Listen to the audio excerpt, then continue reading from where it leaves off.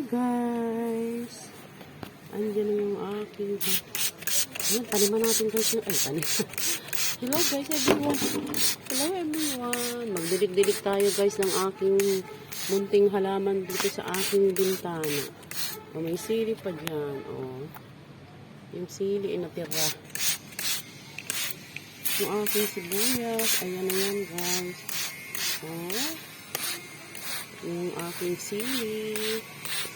Tingnan natin dyan yung kangkong. Kasi yung kangkong kasi is na ano siya na natuyo na siya.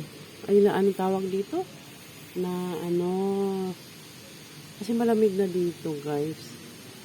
Sobrang lamig na dito kaya ang mga dahon ay naninilaw. Tinanggalan ko na yan ng mga dahon-dahon na nanilaw.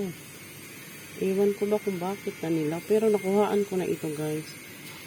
Nakuhaan ko na yan. Tapos, nakapag ano na ako dyan ng kangkong.